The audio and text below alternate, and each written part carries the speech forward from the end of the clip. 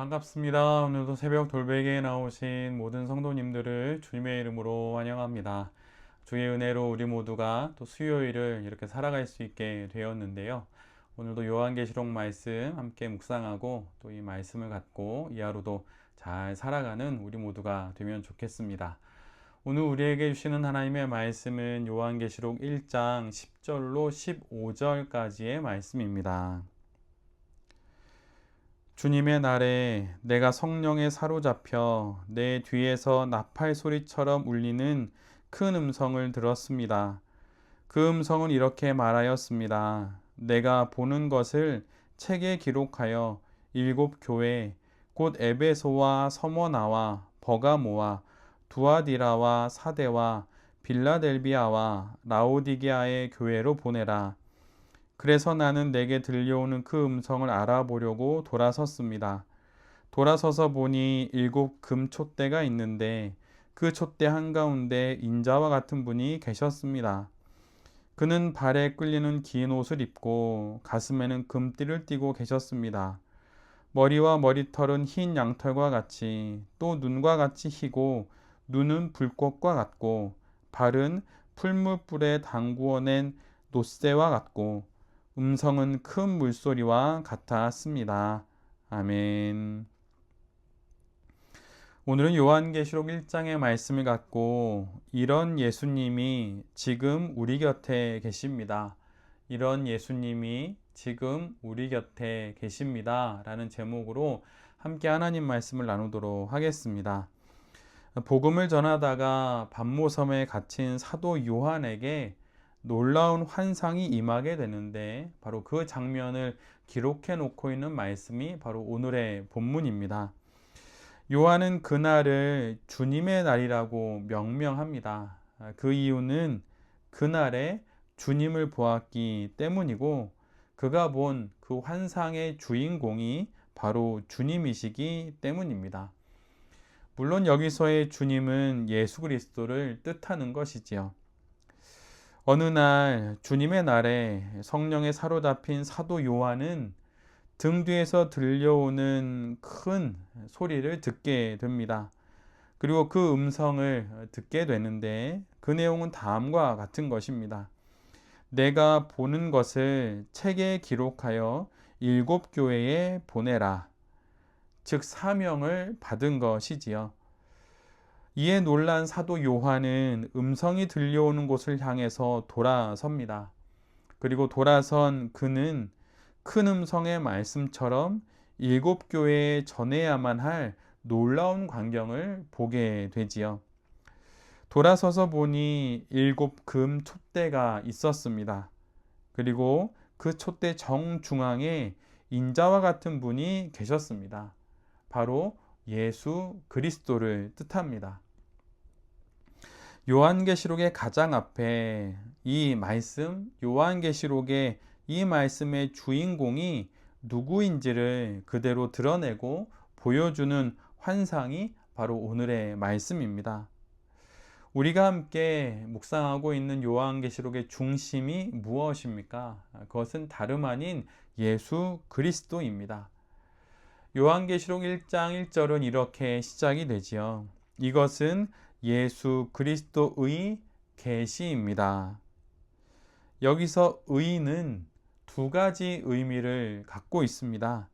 하나는 예수 그리스도에 관한 계시라는 뜻이고 다른 하나는 예수 그리스도에 의해서 오게 된 계시라는 뜻입니다.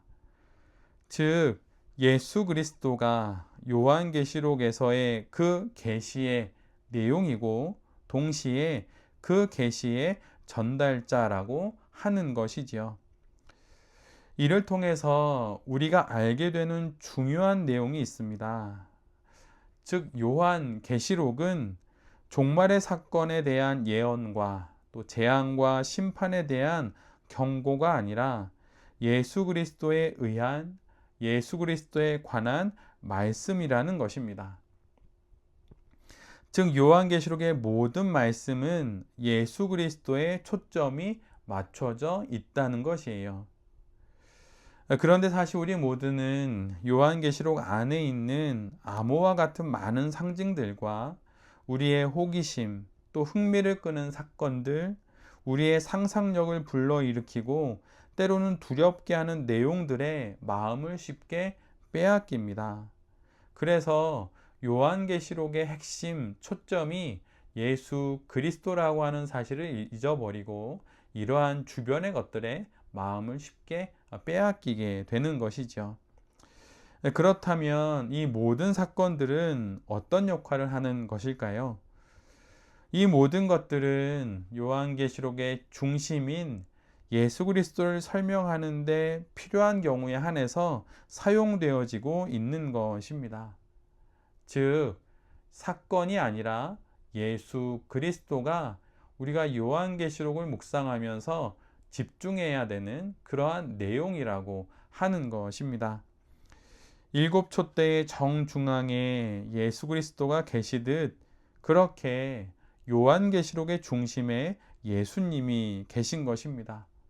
이것이 바로 요한계시록을 읽는 방법입니다. 사건, 상징, 암호와 같은 그러한 내용들을 해석하거나 독해하려고 하는 것이 아니라 그 모든 것 가운데 계신 예수 그리스도를 바라보는 것, 그것을 통해서 요한계시록을 이해하는 것이 바로 요한계시록을 읽는 방법입니다. 또한 이것이 우리가 우리의 삶을 살아가는 방법이기도 합니다.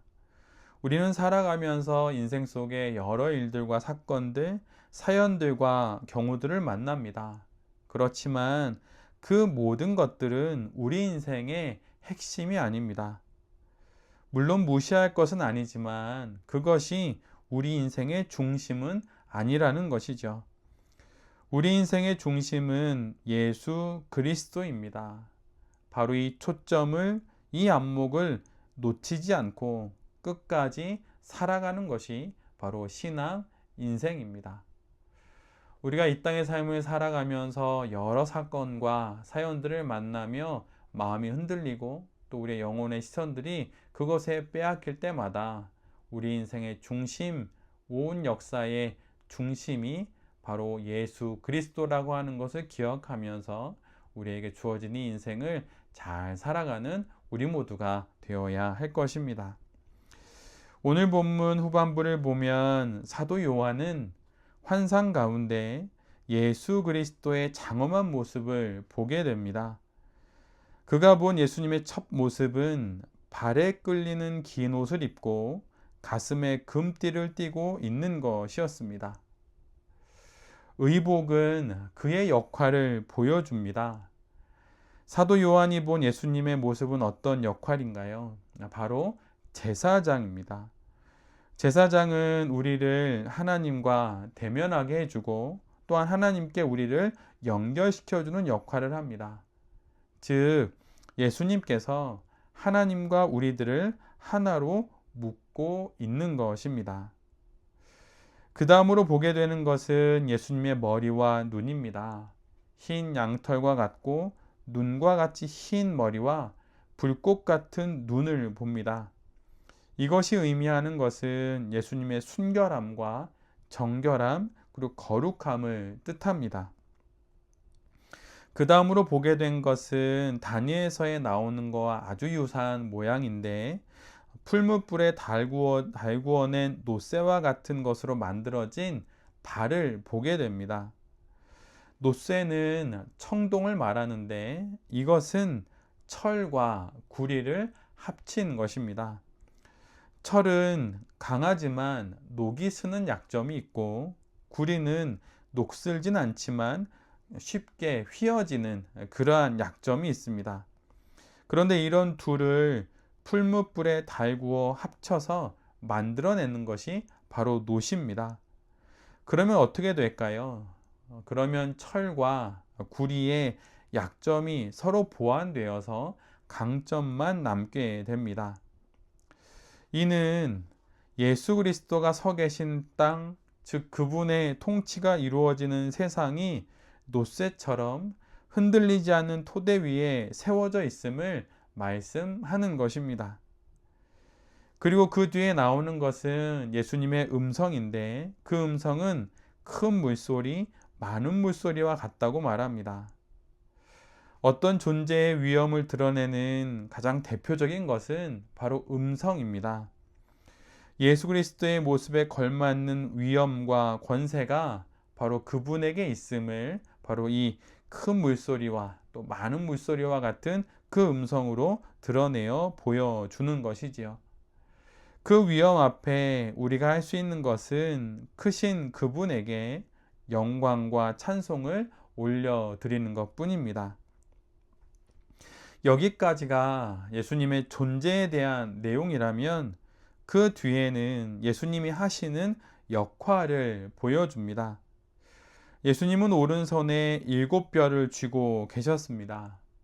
오른손에 무엇인가를 들고 있다는 것은 곧 어떤 일을 할 준비가 되어 있다는 뜻입니다. 무엇인가를 해낼 수 있다는 뜻이죠. 예수님은 이미 모든 것을 하실 준비가 되어 계신 것입니다. 통치와 구원과 심판, 그 모든 것을 하실 준비가 되어 계신 분이 바로 우리가 믿는 주님이심을 바로 이러한 모습으로 우리에게 증거해 주시고 있는 것입니다. 그 다음으로는 예수님의 입에는 날카로운 양날의 칼이 있었습니다. 이 말씀은 히브리서 4장 12절의 말씀을 그대로 반영합니다. 하나님의 말씀은 살아있고 힘이 있어서 어떤 양날 칼보다도 더 날카롭습니다. 그래서 사람 속을 꿰뚫어 혼과 영을 갈라내고 관절과 골수를 갈라놓기까지 하며 마음에 품은 생각과 의도를 밝혀냅니다. 이 말씀을 통해 우리가 알게 되는 건 예수 그리스도는 칼을 갖고 오시는 것이 아니라 칼과 같은 말씀을 가지고 오시는 것입니다. 하나님의 뜻이, 하나님의 말씀이 다시 오실 예수 그리스도의 입을 통해 날카롭고도 예리하게 선포된다는 것이죠. 세상이 인정하고 또 두려워하는 그러한 권력은 총구에서 나옵니다. 그러나 믿음의 사람이 순복하는 하늘의 권력은 그리스도 예수의 입에서 나오는 바로 하나님의 말씀입니다. 그래서 예수님을 사도 요한은 요한복음에서 말씀이 육신이 되어 우리 가운데 오셨다라고 말했던 것이죠. 마지막으로 예수님의 얼굴을 언급하게 되는데 해가 강렬하게 비치는 것과 같았다라고 말합니다. 민수기 6장 25절로 26절에 이런 말씀이 있습니다. 여호와는 그의 얼굴을 내게 비추사 은혜 베푸시기를 원하며 여호와는 그 얼굴을 내게로 향하여 드사 평강 주시기를 원하노라 할지니라. 해와 같이 강렬하게 우리를 비추시는 예수님의 얼굴은 은혜를 베푸시기 위함입니다. 평강을 주시기 위함입니다. 예수님께서 그분의 해같이 강렬한 모습으로 우리를 바라보시고 그 얼굴을 우리에게 비춰주시는 것은 바로 은혜와 평강을 주시기 위함인 것이에요. 얼마나 감사하고 또 얼마나 놀랍고 또 얼마나 이루 말할 수 없는 은혜의 광경인지 정말 우리 모두가 이 말씀을 통해 다시 한번 깨닫게 됩니다.